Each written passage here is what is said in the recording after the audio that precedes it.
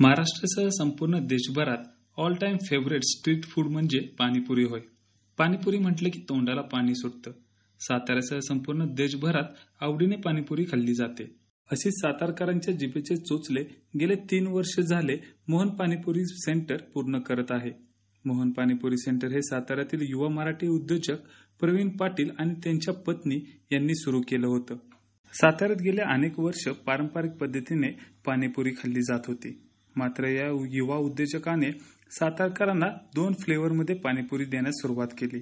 पहिला सुप्रसिद्ध फ्लेवर म्हणजे थंड पाण्यातील पाणीपुरी. या पाणीपुरीला मोहन का पंच असे नाव दिले. तर दुसरा गरम रगड्यातील पाणीपुरी, याला दिलखुश पाणीपुरी असे हटके नाव देऊन त्यांनी सातारकरांच्या मनावर अधिराज्य मिळवलं. चला तर मग जाणून घेऊया अल्प कालावधीत फेमस झालेलं साताऱ्यातील मोहन पाणीपुरी सेंटर बद्दलची अधिकची माहिती युवा मराठी उद्योजक प्रवीण पाटील यांच्याकडून. नमस्कार, मी प्रवीण पाटील. मोहन्स पाणीपुरी आणि चाटची सुरुवात मी आणि माझ्या मिसेस सुनीता पाटील यांनी केली 3 वर्षापूर्वी. आणि 3 वर्षामध्ये सातारकरांनी भरभरून प्रतिसाद दिला, त्याबद्दल त्यांचे मनापासून आभार. साताऱ्यामध्ये पहिल्यांदाच थंड पाणीपुरी लॉन्च आम्ही केली आणि हे अभिमानाने सांगायची गरज वाटते, कारण सातारकर आधी फक्त रेग्युलर पाणीपुरी खायचे. आपल्याकडं 2 प्रकारच्या पाणीपुरी आहेत. एक आहे ती थंड पाणीपुरी, त्या फ्लेवरचं नाव आहे मोहन का पंच. आणि एक आहे ती गरम रगड्यातली आहे, त्या फ्लेवरचं नाव आहे दिलखुश. सांगायचं कारण एवढंच आहे की फ्लेवर्ड पाणीपुरी सातारमध्ये मोहन्स पाणीपुरीमध्ये पहिल्यांदा लॉन्च झाली. पुण्यात सुद्धा नव्हती. सप्त्या पुरीमध्ये शेवपुरी असेल, दहीपुरी असेल, रगडापुरी असेल, रगडा पॅटीस असेल, हे 4ही आयटम्स चाट आयटम्स आहेत जे काही फक्त मुंबईमध्येच मिळायचे, ते सातारामध्ये आपण पहिल्यांदा लॉन्च केलं आणि त्याची क्वालिटी 1 नंबर आहे. पण भेळ सातारमध्ये कुठेही चांगली मिळत नाही. तर नुकतंच 4 महिन्यापूर्वी आपण भेळ पण चालू केलेली आहे. भेळीला पण उत्तम प्रतिसाद मिळत आहे.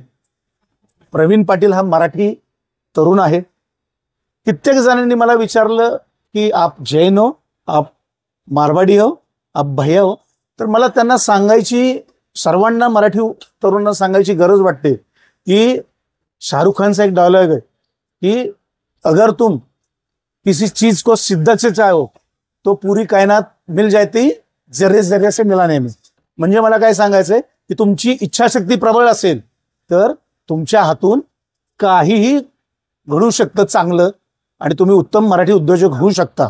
ही जी क्वालिटी आहे त्याला बघून नुसते सातारकर नाहीत, तर मराठी इंडस्ट्रीतले ॲक्टर्स, हिंदी इंडस्ट्रीतले ॲक्टर ॲक्ट्रेसेस, मोठमोठे उद्योजक, मोठमोठे अधिकारी वर्ग, तसंच लग्न सराईमध्ये, वाढदिवसाला सातारमध्ये, महाबळेश्वरमध्ये, पुण्यामध्ये आपली पाणीपुरी थोड्याच दिवसामध्ये प्रचलित झाली.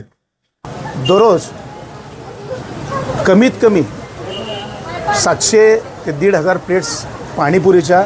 आणि सर्वात महत्त्वाचं मला सांगायला आवडेल की मराठी उद्योजकांना पाणीपुरी सारख्या व्यवसायातून मी उत्तम पैसे कमवतोय. दररोजच्या दररोज 1000 रुपये कमवतोय, महिन्याला लाखो रुपये कमवतोय. तर कुठलाही व्यवसाय जर मनापासून केला तर मराठी उद्योजक करू शकतो. एवढंच मला सगळ्यांना सांगायचंय आणि आव्हान करायचंय की आपण उत्तम मराठी उद्योजक बनू शकता, इच्छाशक्ती प्रबळ असेल तर. न्यूज 18 लोकलसाठी शुभम बोडके, सातारा.